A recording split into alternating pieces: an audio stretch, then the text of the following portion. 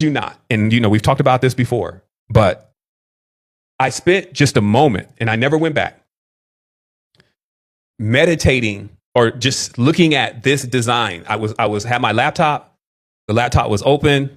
I was laying down and like laying on my side and the laptop was there. And I kind of went to sleep looking at this. Right. But before I went to sleep, right when you get in that, I'm about to cross over, my body tried to do this. Like it tried to turn, I could feel it turning itself inside out, like really strong. And I was like, whoa, hold on. Like, yo, there you go, man. You so scary, man. We can't get nothing going on. But the reality is, again, that this is what I know to be the natural process, if you may, of how it would be like if you're looking at it from a visual depiction. This is the natural process of what happens when you go to sleep and you come out of the body. This is what that would look like if we were drawing it as a diagram. This is also the tesseract. When you unfold this, it makes a cross. It's called the 8-cell. It's an 8-cell, right? So this is also the secret to the Jesus, okay, to the whole mythos around Jesus. Because truly what the symbols are is an awareness of hyperdimension and what's called specifically, and let me give you the term, this is the cross. Oh man, I actually, yeah. So this is the cross aspect. The cross is a symbolism of superiority and spiritual awareness. Okay. So it's a cross and one other symbol that's used consistently. And now watch this. So you see how this unpacks. So what this is showing is even like how you build a quadrant to the fourth dimension in your consciousness, like how the passageways are set up, basically. And so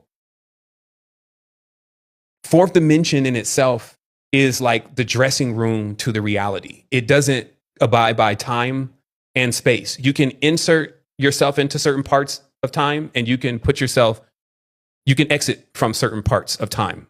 And all of this was hidden within these mysteries. And as you're looking at all these designs and all of these structures, still see them all as the same, because we're still talking about language. We're still talking about the human body. We're still talking about physicality, and we're still talking about its ability, like as a spaceship, to be a hyperdimensional vehicle. We're still talking about the language. Okay.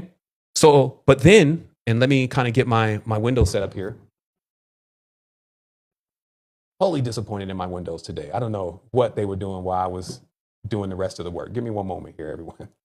Like, I'm not sure if I just went on one of those, how you just start closing tabs. So we're looking for 1988 St. John Charter. Okay, let's see if that helps. No, St. John Order. Let's try that. Yes, okay. So as you see here, and this is again, the Christ myth is a cunning way, because remember, they're all spies. They all work with clandestine methods and secrets, especially if anything of power. So they utilize the entire mythos of the Jesus Christ theme to hide all of these secrets, except for to the monks and to the initiates, because this is the order of St. John. This is why the queen is wearing this garter, you may. And they come also from the Knights Templar, so all the way back then. And of course, for those who know about the whole lore, that they are for sure at that stage in possession of occult knowledge, even when they're getting that knowledge